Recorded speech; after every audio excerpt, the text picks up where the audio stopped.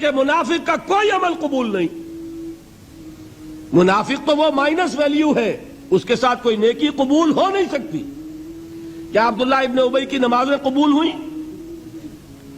اگرچہ وہ نماز حضور کی امامت میں ادا کی جا رہی ہے، لیکن کیا اس کی نماز قبول ہو سکتی تھی؟ وہ آپ کو یاد ہوگا واقعہ، جب مرا ہے وہ شخص رئیس المنافقین عبداللہ ابن ابی،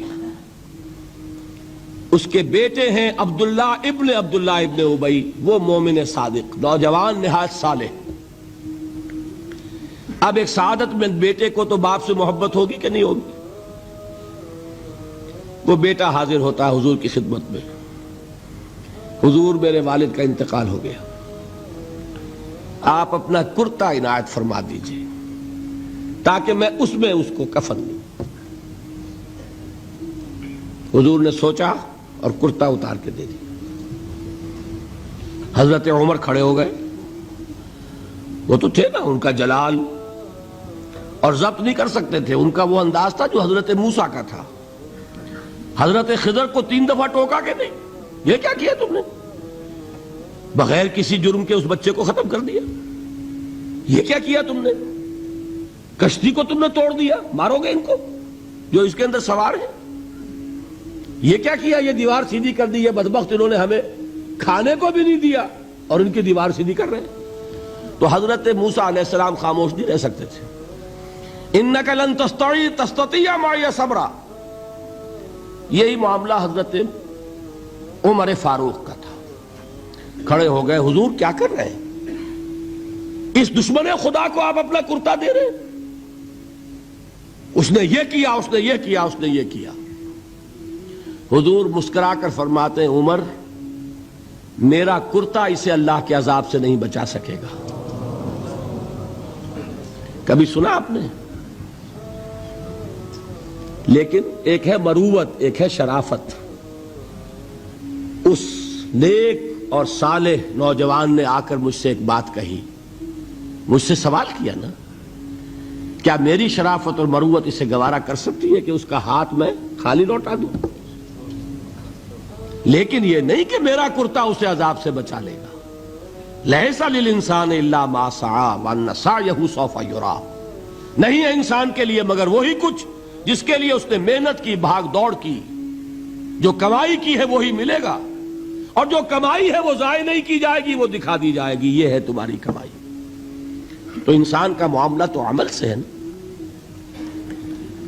اور میں یہ بھی بتا دوں، لطیف باتیں ہیں یہ کرتا حضور نے دیا کیوں؟ ایک تو آپ کی شرافت اور مروت.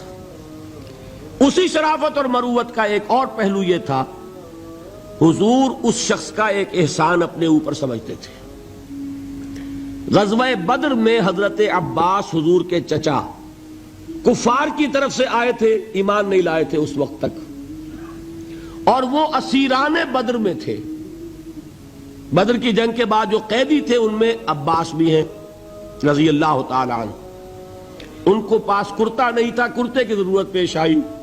وہ طویل القامت انسان تھے. عبداللہ ابن ابی نے اس وقت کرتا دیا تھا عباس کو.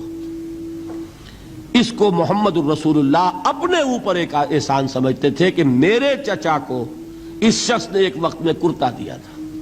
آج در حقیقت محمد الرسول اللہ صلی اللہ علیہ وسلم نے اپنے اس احسان کا بدلہ چکایا. بہرحال بات جو ہو رہی تھی اس کو سمجھیے. منافق اندر جو کچھ ہے وہ ہے اور اللہ جانتا ہے. اللہ کا رسول جانتا تھا لیکن اس نے اس کو چھپایا اور تاکید کر دی. جس کو بتایا بھی ایک صاحب ہے حضرت حذیفہ ابن یمان. کچھ منافقوں کے نام بتا دیے تھے آپ نے.